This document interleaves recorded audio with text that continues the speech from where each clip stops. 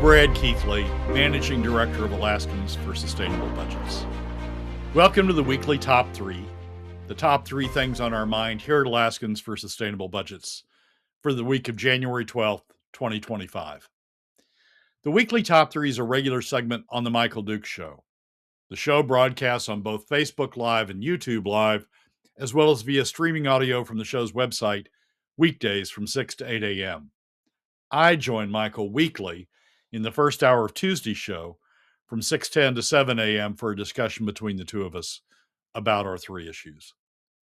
We post the podcast of our discussion following the show on the Alaskans for Sustainable Budgets Facebook, YouTube, SoundCloud, Spotify, and Substack pages, also on the Alaskans for Sustainable Budgets website, as well as the project's page on national blog site, medium.com.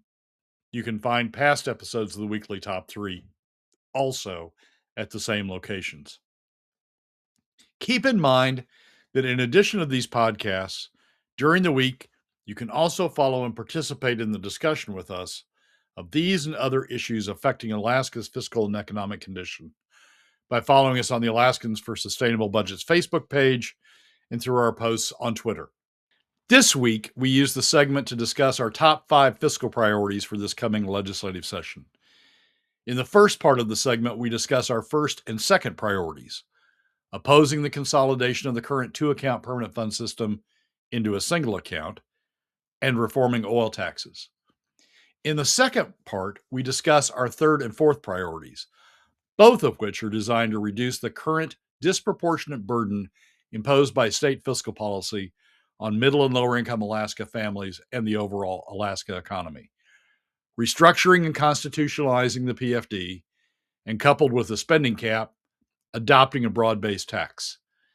And in the final part, we discuss our fifth priority, reforming the Permanent Fund Corporation Board to refocus its membership on those having substantial investment expertise and experience.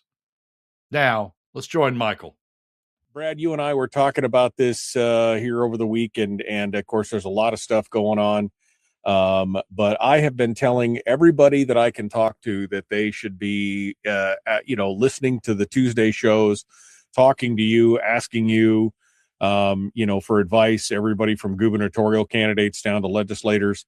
And this is a show that they're going to want to watch because this is going to be a sneak peek of what you think are the important things. And I think you and I are in agreement on most things. So let's dive into this today and talk a little bit about this. Yeah, so what I've done is I prepared a list of the top 5 fiscal priorities for this coming session. And I've tried to capture stuff we've talked about on the show before, stuff that I've written about in the landmine, but sort of synthesize it down to 5 key points that I think legislators and others need to be focusing on as we go into this session from a fiscal standpoint. Obviously, there are other issues out there, but from a fiscal standpoint. The first one is what we talked about last week, the most important issue, fiscal issue, I think this coming session is to reject the proposed constitutional amendment that's in both the Senate and the House to change the permanent fund structure from the current 2-account system to a single account approach. As we've talked about repeatedly on the show before, as we talked about last week, the concern I and others have is what that would do is open a back door into the permanent fund corpus and start allowing the legislature, if earnings aren't sufficient to fund the POMV draw, allow the legislature to start drawing down the corpus in order to continue to fund spending. It is, I think Rob Myers puts it best, it's to protect the spend as opposed to protect. The proposal is to protect the spend as opposed to protect the fund.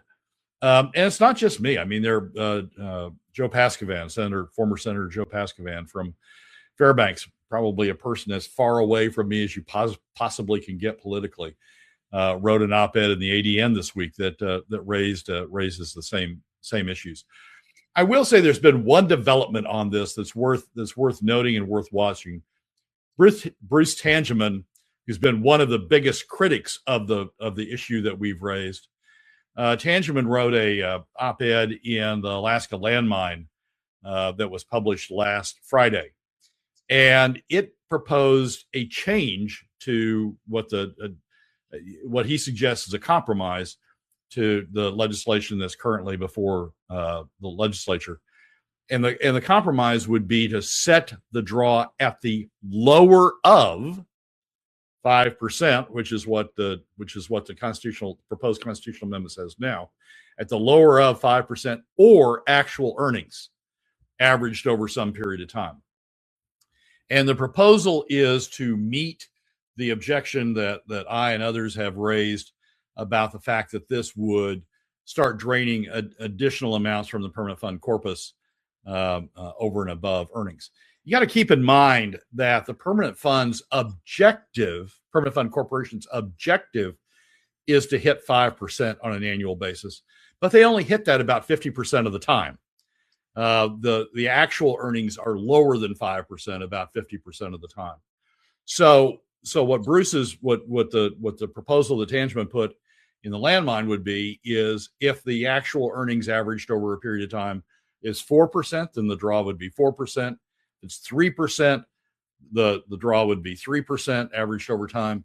If they hit 6%, the draw would still be limited at 5%. It'd be 5%, the lower of 5% or actual earnings. I've been running a bunch of numbers to try to evaluate what that would do, and it would create some variability in the draw. I mean, sometimes it would be as low as 3 point something, and sometimes it would be over the last 25 years. Sometimes it would be at 4 point something. It would very rarely be at 5, but it would create some variability in the draw, but not a huge amount of variability. So there's some something to be said for that. Now, that's not the proposal that's on the table. That's not what the legislation is. It reads currently before the Senate and the House, and as those read right now, defeating that proposal, I think, is the most important thing out there. But people are beginning, as I say, Tangeman's been one of the sharpest critics about the issues that we've raised. There are people out there that are beginning to take them seriously, and I think we may potentially see some progress on this as the session goes on. But we have to keep our eye focused on it. We had Jeremy Bynum on the program last week, and he had some of the same resistance that you're talking about in Tangeman when I was talking about this. And he goes, I don't think they would do that, but he goes, I wouldn't support it unless there was a mechanism to protect the corpus baked into the constitutional amendment. So at least there's that, because we brought up the corpus argument, and he said, well, I don't think they'd do that. And I'm just have you seen, past performance is indicative of future results. Have you not seen what they've done in the past? But he at least said that he would not be in favor of it unless there was some kind of mechanism. And this sounds like that mechanism. What's your thoughts on creating a one account system if there is a mechanism? Is there a benefit? Is there another danger outside of that? What are your thoughts? Well, some say that it makes investing easier for the permanent fund. The permanent fund corporation itself doesn't say that, but some claims it makes investing easier. If there's a mechanism to protect the draw at no more than the actual earnings, if there's a mechanism to protect that, then I don't see as much of a downside of combining the two.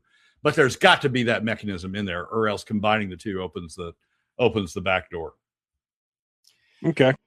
Well, at least somebody's talking about it, and like I said, between Bynum and Tangeman, maybe we're starting to get some traction on this. Yep. Let's go on to number 2. Number 2 is to restore balance to the state's oil production tax code.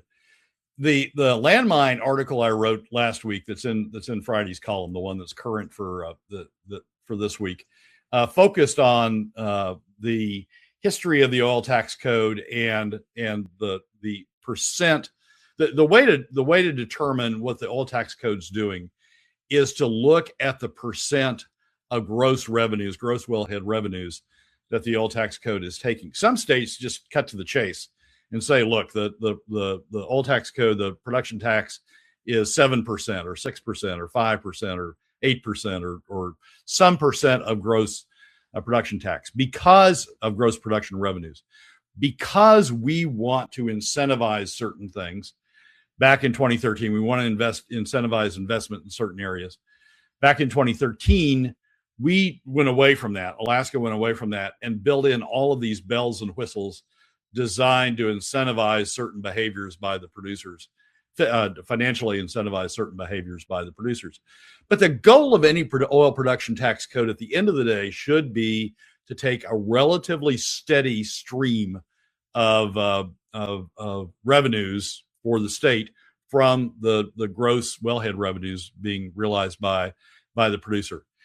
And I went in the Friday's column, I went in and tried to calculate or did calculate what the level of gross wellhead revenues is that's being taken. And it shows a very, very, very sharp difference between what's happened during the first decade of SB 21 and what's projected now to happen in the second decade of SB 21. In the first decade of SB 21, the oil tax code, the production tax code, took about 6.75% of gross wellhead revenues, and that's comparable to the typical 7% or so that you find, just straight up 7% of gross wellhead revenues that you find in the lower 48 production tax codes in the lower 48. So even though we had a bunch of bells and whistles and a bunch of different things going on with SB 21, at the end of the day, over the span of the decade, we still averaged out at about what you would find in another state that was using a percent of gross revenues as a basis for its code. What happens in the second decade of SB 21, the decade we're about to enter, is hugely different.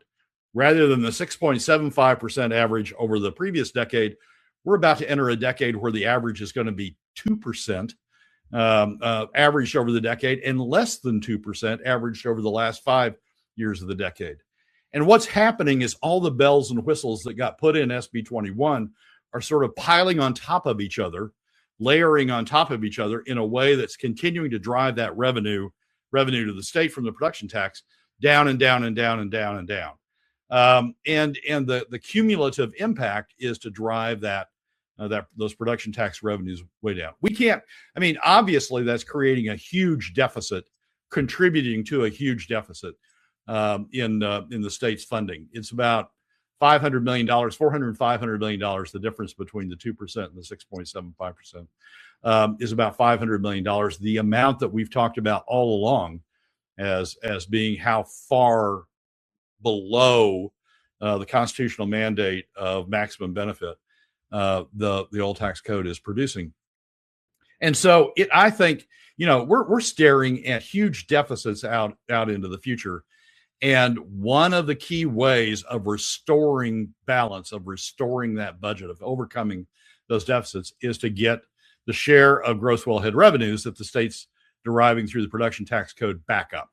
So I think that demonstrates, I hope that article demonstrates the need to go in and repair the state's oil production tax code to restore balance between the benefits to the producer and what's being taken by the state.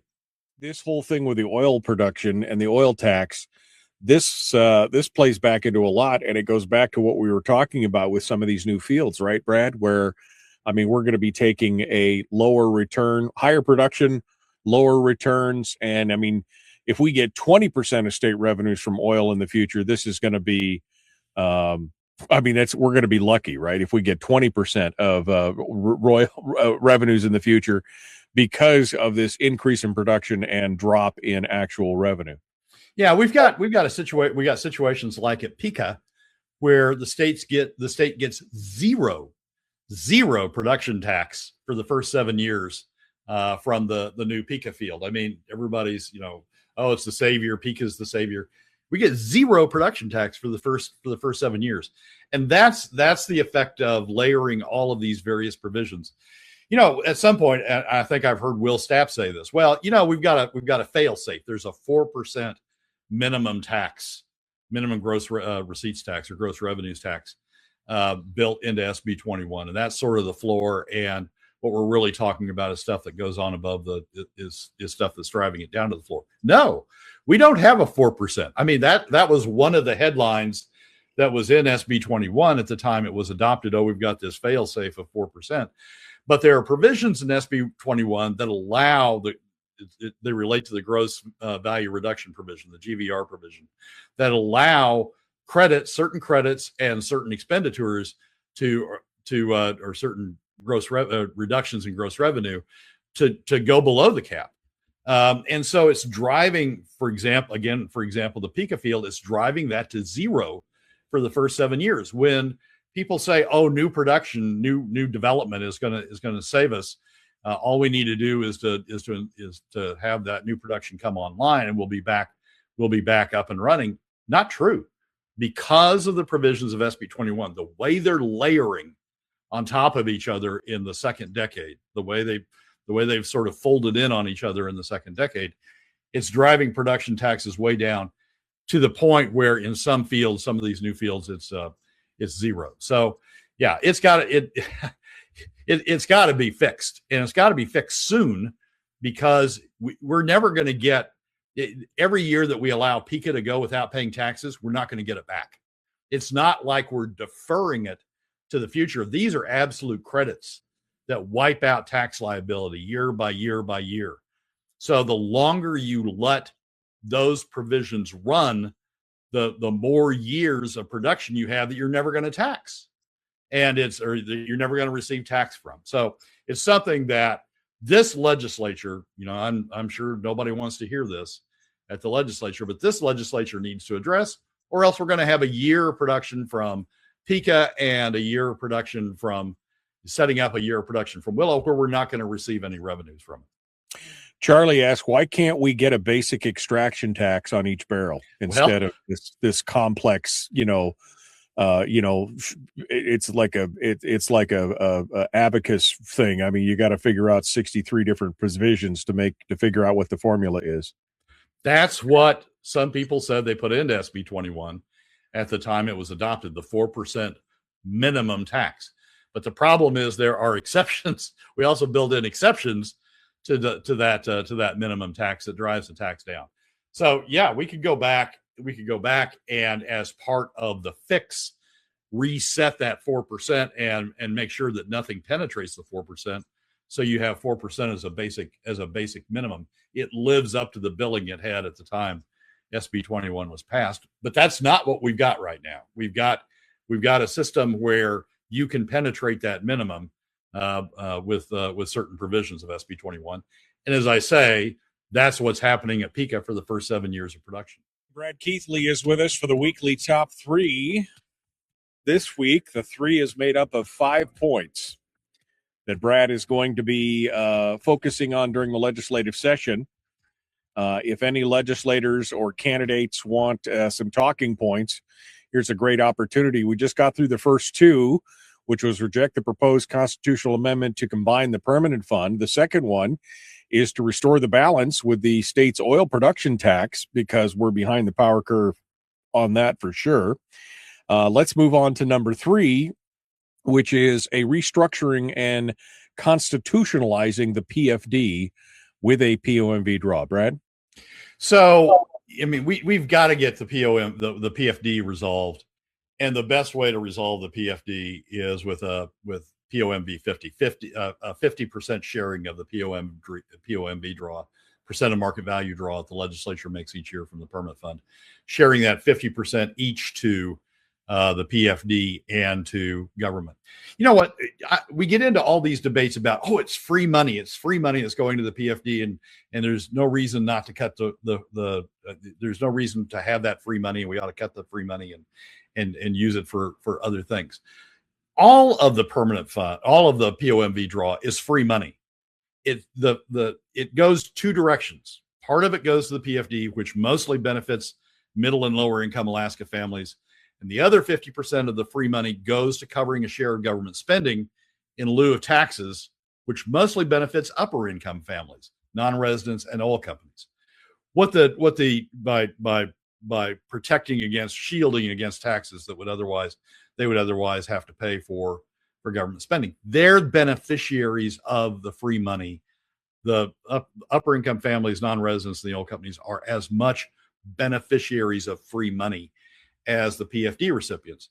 What Hammond did, and what the founders of the PFD did when they looked at the stream of earnings, is they said we ought to share that 50% to the to what mostly benefits middle and lower income Alaska families, and we ought to share that 50% when the time comes to what mostly benefits upper income families and non-residents in the oil companies.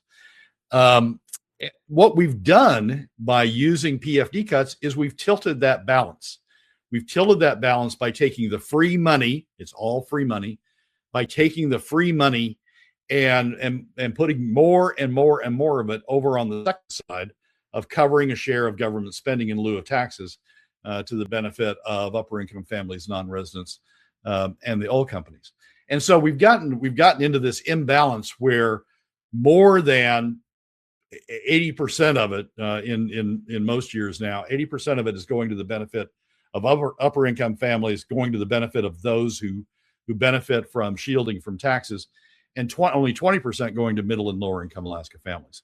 We need to take that pot of free money and go back to where we were, share it 50-50 between the portion that's going to middle and lower income Alaska families, mostly to benefit middle and lower income Alaska families that we call the PFD, and 50% of it going to the other side. We need to restore that balance that Hammond originally established. And now that we know that the legislature won't follow the law, because that's what the law currently provides, the 50-50 split is what the law currently provides. Now that we know the legislature won't follow the law, we need to constitutionalize the provision to make sure that we don't slip back into this situation where the free money is being given mostly to the upper income families and non-residents. So the restructuring the PFD to POMV 50-50, I think is an important step to get the balance that was originally set into the PFD statute restored, to get the sharing between middle and lower income Alaska families of the free money, all free money, to get the sharing between middle and lower income Alaska families and upper income families and non-residents and the oil companies, to get that sharing restored. Well, it would also have a knock-on effect, right, as far as the impact on the economy and everything else. I mean, it's a rising tide floats all boats. And when we say free money, I mean, obviously Brad is he's got quotes on this. There's air quotes on it. I mean, this is money that's been earned. We are owners of the resource. This is earnings money. We are, if this is our corporate dividend, essentially, because it's all owned corporately. But the government has been taking an unfair share of that for the last 6-7 years. And yeah, go ahead. Well, the reason I use free money is because that's what people who try to attack the PFD call it. But you have to understand it's all free money, and the portion that's going to cover government spending, which is in lieu of taxes, that otherwise would hit upper income families and non-residents in the oil companies. That's free money as well. They're benefiting from this, quote, free money as well. So it's not, I mean, yes, it is earnings that we're entitled to, but those who try to categorize it as free money they try to say, oh, it's just the only free money is going out the PFD. No, it's going out both ways. It's going out both in terms of being in lieu of taxes as well as through the PFD. And of course, this means that this is, again, goes back to our position before that it's all a tax at this point, right? It's just a stealth tax that we're never seeing hit our bank account before they draw it back out. And so therefore, Alaskans remain subservient and quiet instead of getting all the money and then having a tax bill laid on their doorstep where they may react to that at that point. Right. Exactly right. Yeah. So restructuring the POMV, I know we've talked about this. There's been a couple proposals on this, Brad, and it really hasn't. It really, and I don't think Brad is trying to normalize the term free money, folks. I think he's using it with the quotes as far as pointing out how duplicitous that phrase is. But I mean, we've tried to do this a couple times, and there doesn't seem to be a lot of appetite for it. What do you think? Well, it is. what we're allowing to happen is to take the money, whether you want to call it free or not, but to take the earnings from the permanent fund and increasingly go to the benefit of upper income families, non-residents, and the oil companies. We're allowing that division increasingly to flow in one direction, and that has bad economic effects. I mean, it is this approach to revenues. ICER told us in 2016, as far back as 2016, has the largest adverse impact on the overall economy because you're taking the money out of the hands of families who would otherwise spend it. So it's in the local economy. So it's something from both an economic standpoint, from both a fairness standpoint, in terms of making sure that the benefit of that commonly owned wealth is split evenly between the two classes. It's a fairness point. It's also an economic point that we need to adopt. People say, oh, we've got all this out-migration problem. Well, the out-migration is in the middle-income families. We've actually have in-migration among the upper income families. Out-migration is among the middle-income families. We are taking money out of the pockets of middle-income families. The very people who are out-migrating, we're taking money out of their pockets in order to supplement the income of upper income families. And that's working against us in terms of the out-migration issue. We're supplementing the income of people who are already coming here, right, and we're taking money out of the pockets of people who are leaving. All right, that's number 3 of Brad's 5 big points. We're going to continue on, Brad. Number 4 of your 5 big points for the legislature to look at under fiscal issues. Well, Michael, we've got a huge deficit in the state, and the question is, how are we going to close the deficit? We've been closing the deficits through PFD cuts, which are the most regressive tax ever proposed, hit middle and lower income Alaska families hardest of all of the alternatives, have the largest adverse impact on the economy of all of the proposals. We've got to close the deficit in some way. Some people say, oh, do it all through spending cuts. Dunleavy tried that in 2019, didn't work. He's not tried it. No one's tried it again since. And all that argument is about, oh, we got to close it through spending cuts. It's just ignored by the legislature year after year after year. And all it's doing is extending PFD cuts, because if we don't have substitutes to close the fiscal gap, the legislature is just using PFD cuts. So we've got to find some way, some economically efficient way to close the gap. And a broad-based tax is the best way to do it. It has the lowest adverse impact. An ultra broad-based tax, like some have proposed, would have the lowest adverse impact on the overall economy. It'd be the most economically efficient way of raising revenues in terms of the economic impact. It would be the fairest way because it would have all Alaskans and non-residents contributing to closing the fiscal gap, instead of by using PFD cuts. We're just mostly limiting it to middle and lower income Alaska families. It's the fairest way to do it. It's the most economically efficient way to do it, and it's the way that would drive, I think, incentives to push back on spending. Right now, the top 20%, the oil companies, and certainly the non-resident industries, don't care about spending because they don't have to pay for it. It's all being pushed downhill to middle and lower income Alaska families through PFD cuts.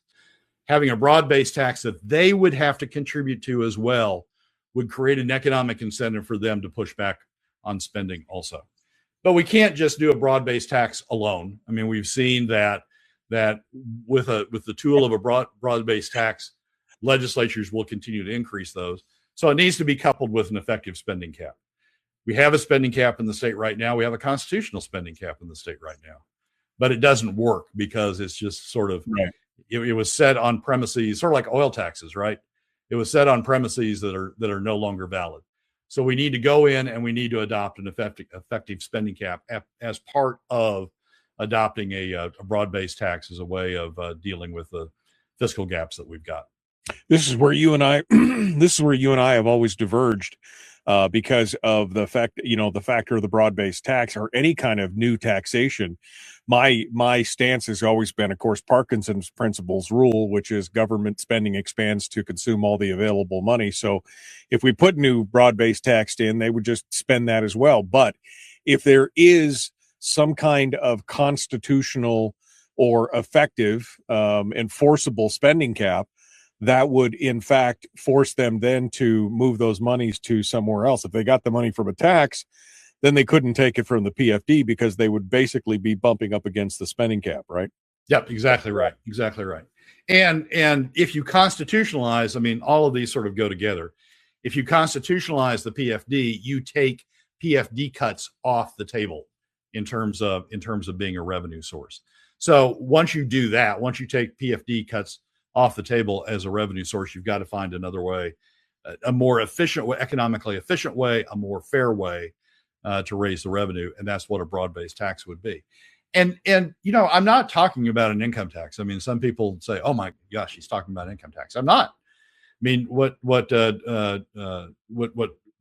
analyses have proven is that ultra broad-based sales tax would be almost as fair to middle and lower income Alaska families as any other approach, an ultra broad-based sales tax, because you would have everybody contributing to it, as opposed to just focusing it on one narrow slice of the populace. So it is an economically efficient way, reduces the adverse impact on the overall economy, spreads the burden broadly, brings everybody into the game, creates an incentive for everybody to push back on spending, and then with the being combined with an effective spending cap, it limits the ability of government to use that to raise excess revenues.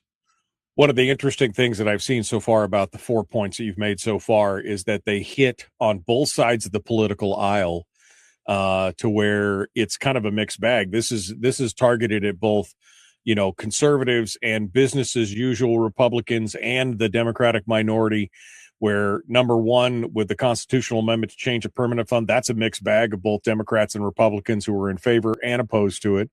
Restoring the balance of the tax code, Republicans are going to be fully, probably fully entrenched against that. The restructuring and constitutionalizing the PFD, the left doesn't necessarily want that as well as the business as usual Republicans. And now you've got this spending cap and a broad-based tax, which of course Republicans are going to be vehemently opposed to, and especially when we're talking about having some kind of spending limit on top of it. There's something for everybody to hate here, but these are all the points you're making. Well, and Michael, what's driving this is economics. I'm not trying to achieve political objectives here. I'm trying to achieve economics.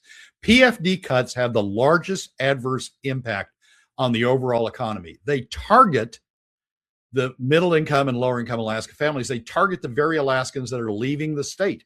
They're taking money out of the hands of the very people, the working Alaska families, the very people we're trying to keep in the state.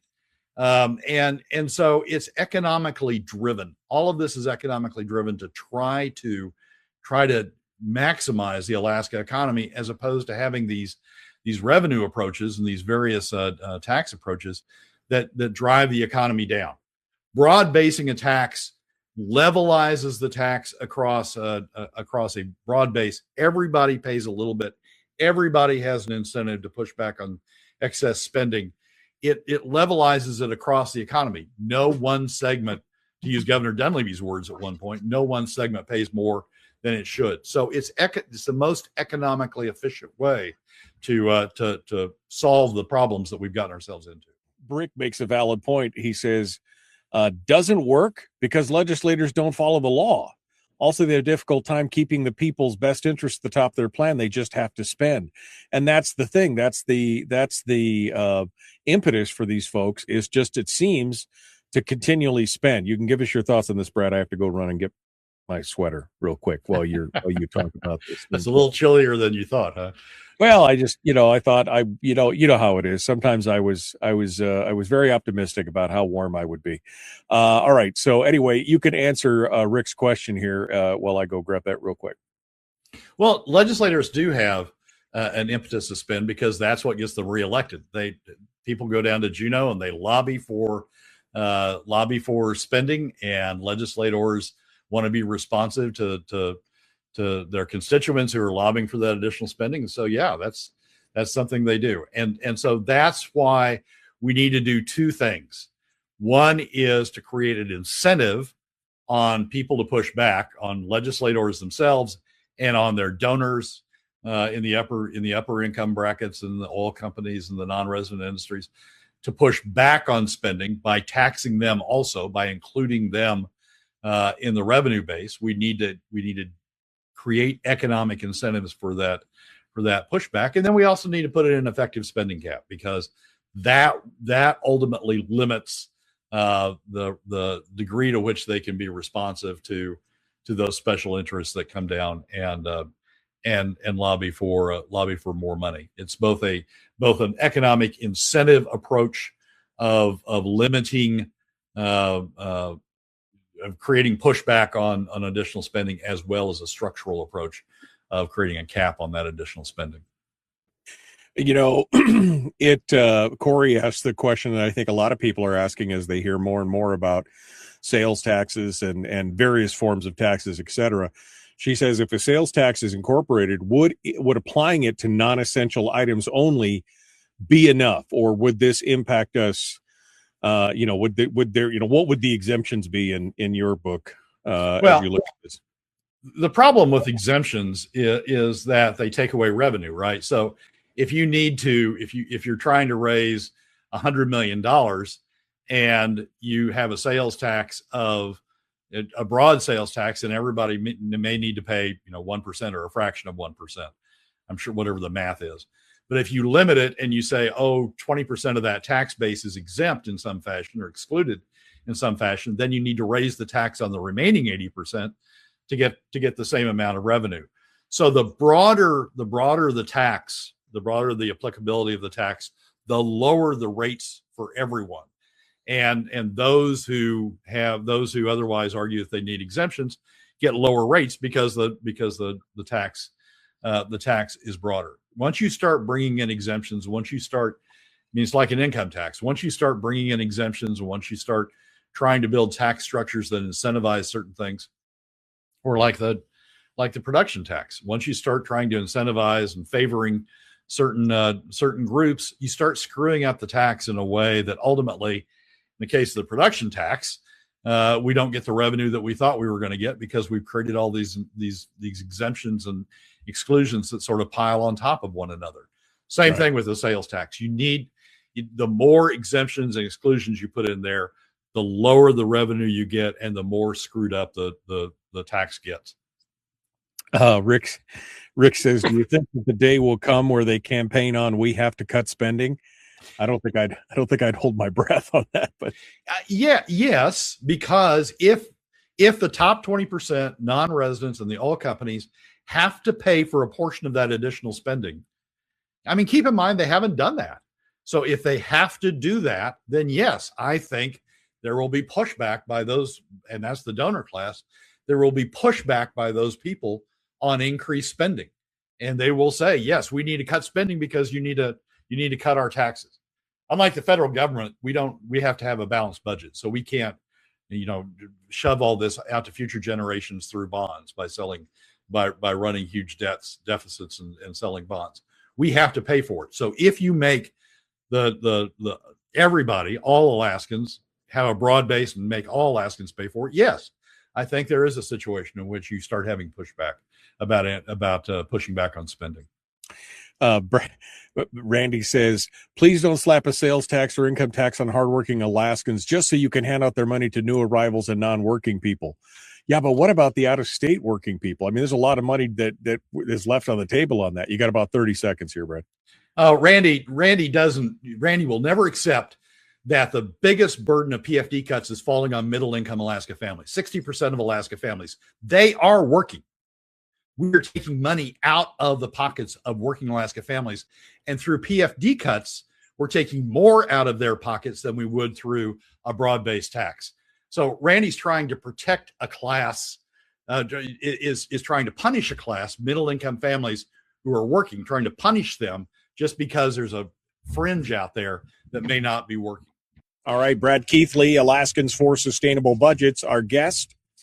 We're on the weekly top three, which is made up of 5 fiscal priorities. We've gone through the first 4. Now we're on to the final one and any other extra issues.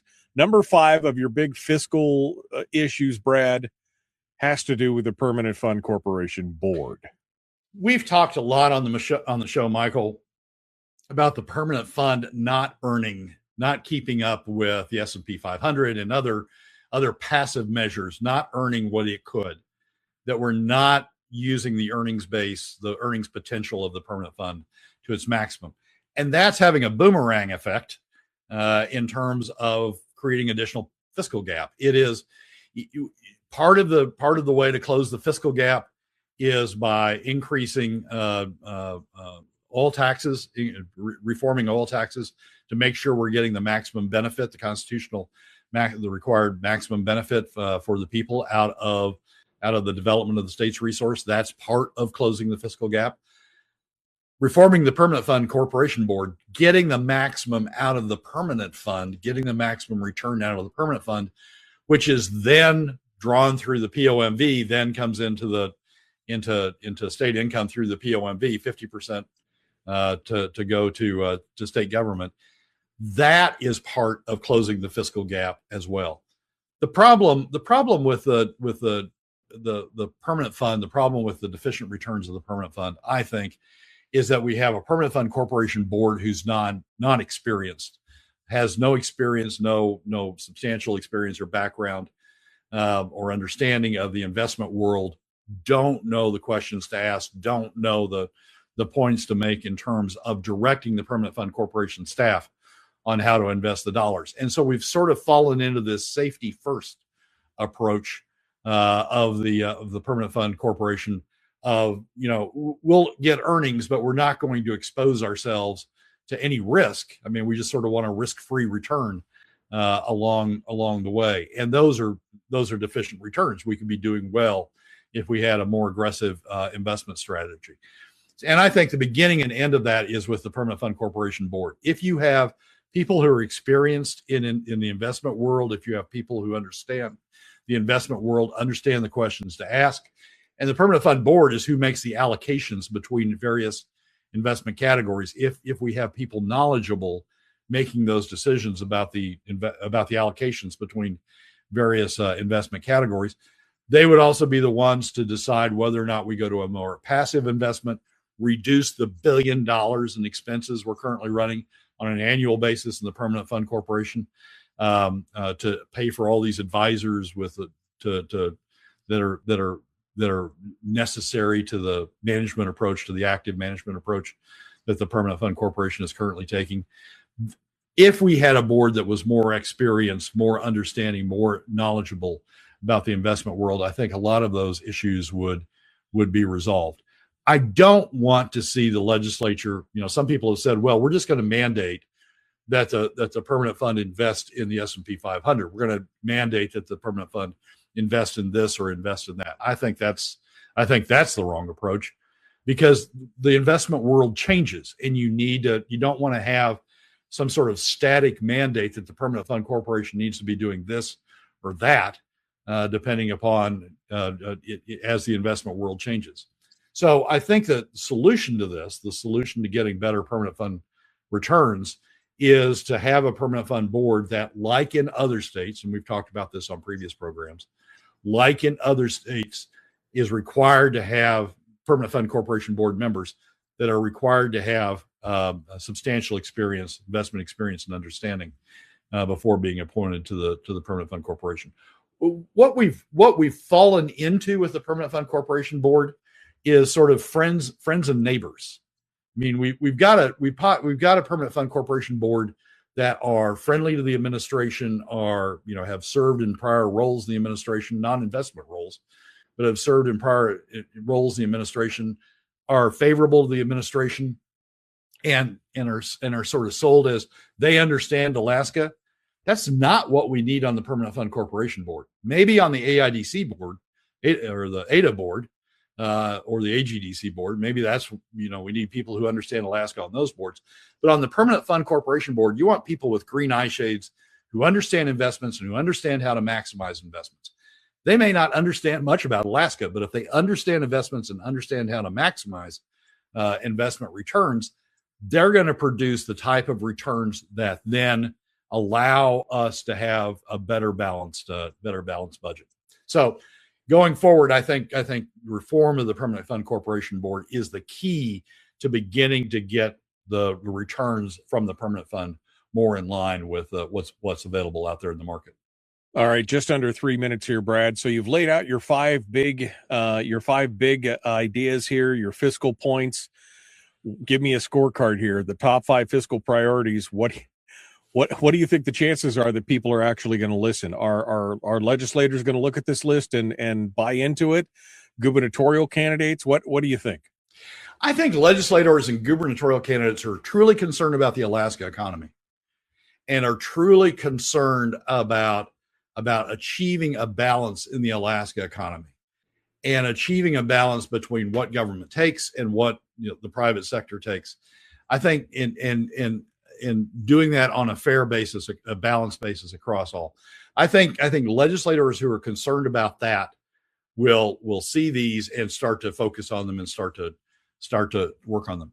Legislators who are more concerned about, I've got to deal with this special interest or that special interest, and I don't really care where the revenues come from. I just need to get money so I can, increase K through 12 spending, or I can increase construction spending, or I can increase spending over here.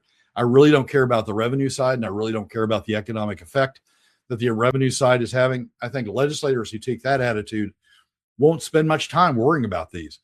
But those who understand the overall economic situation of Alaska, those who understand that the revenue side, how you draw revenues and the level at which you draw revenues, has as much impact on the overall Alaska economy as the spending side. Those who understand that the revenue side plays a co-equal role in the impact on the Alaska economy will pay attention to these and start to think about incorporating them in their campaigns or in their legislation.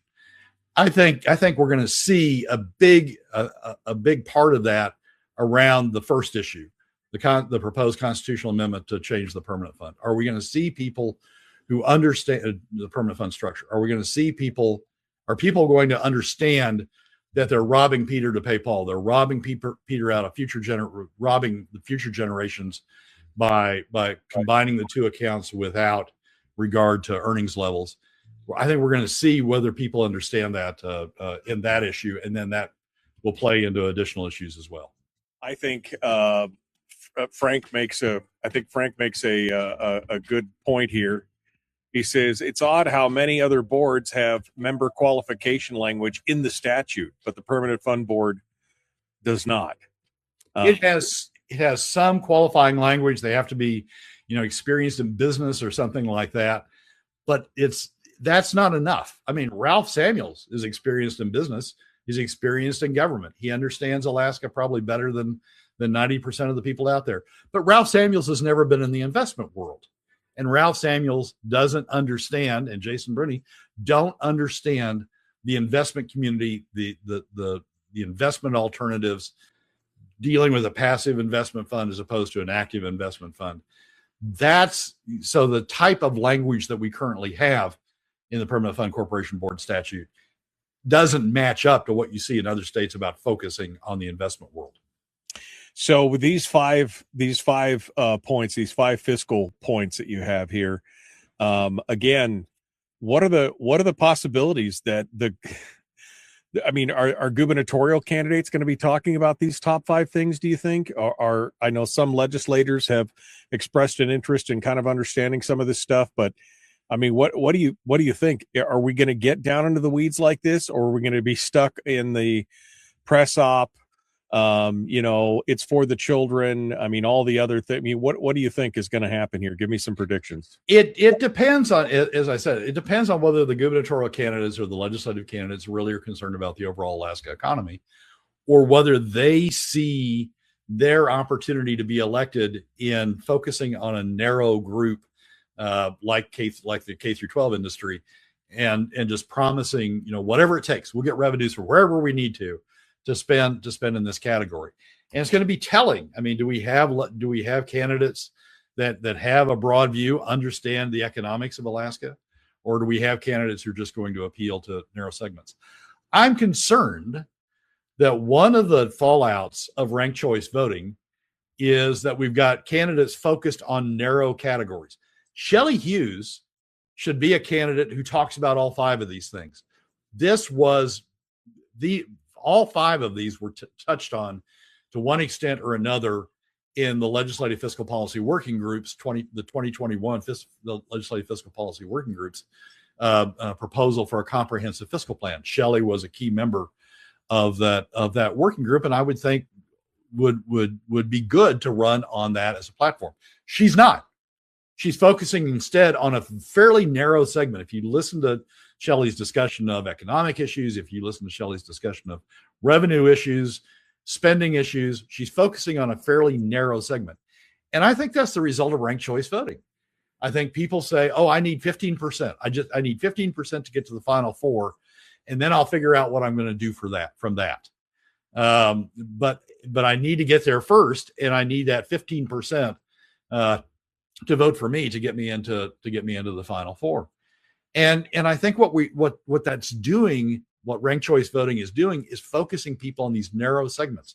So I'm not sure in the initial run that we get a candidate who focuses on the big picture, who focuses on the Alaska economy as a whole and what it takes to rebalance the Alaska economy and get Alaska's fair share out of the oil industry. I'm not sure of that, because I think ranked choice voting has created this situation where people are just sort of the opposite of what the defenders of it or the proponents of it said at the beginning. It is narrowing the focus of candidates as they try to get that 15%, as opposed to broadening their perspective as they try to build a coalition to ultimately win the election. I think Frank said, "You don't think that non-residents are paying enough to our state? What are they paying? They're paying almost nothing. I mean, a bed tax for non-residents and for visitors, and of course, non-resident workers are not paying anything. That's not a state tax. Bed tax is a local tax. I mean, they're paying local sales taxes, but to the state, you're exactly right, Michael. They're not paying anything to the state. Jeff Hildebrand, by incorporating as an S corp as opposed to a C corp, isn't even paying the petroleum corporate income tax that others are. He lives down in Texas, and he's not paying the petroleum corporate income tax for the Hillcorp production. So yeah, no, I don't think non-residents are paying enough at all, paying their contribution to the state. Alaska, unlike any other state, doesn't have a sales tax, doesn't have a statewide income tax to reach non-residents. I mean, that's what those two types of taxes do. That's what a broad-based tax does. It reaches non-residents. In Alaska, we could reduce the burden on Alaska families by 15% if we had a broad-based tax, because 15% of that revenue would come from non-residents. Right now, we're making Alaskans pay 100% of that through PFD cuts. If you had a broad-based tax that picked up non-residents, you'd reduce that burden on Alaska families by 15%. That's a big part of why PFD cuts are the worst economically for Alaska, because you're making only Alaskans bear the cost. You're not bringing in anything from non-residents to help bear the cost. Speaking of Hildebrandt, I saw he made a bunch of comments about Venezuela. You got less than 60 seconds. Any snapshot thought on that on the way out the door? I think Venezuela, I think the deal with Venezuela is it's going to be an attractive opportunity for people who otherwise might invest in Alaska. So yeah, I think that we're seeing the first crack in the door with the statements he made. Yeah, and I'm a little concerned about it because he was just one of many that started talking about what they could do here in the future as well. All right, Brad Keithley, Alaskans for Sustainable Budgets. You can find him at ak4sp.com. Go argue with him on Facebook and Twitter. If you want to talk about your PFD, Randy, there's a place to go. All right, Brad, thanks so much for coming on board. We appreciate it. Michael, as always, thanks for having me. We'll talk to you again next week. Thanks for being on the program today. Well, that's a wrap for another week's edition of the weekly top 3 from Alaskans for Sustainable Budgets. Thank you again for joining us. Remember that you can find past episodes on our YouTube, SoundCloud, Spotify, and Substack pages, and keep track of us during the week on Facebook and Twitter. This has been Brad Keithley, Managing Director of Alaskans for Sustainable Budgets. We look forward to you joining us again next week for another edition of the weekly top 3.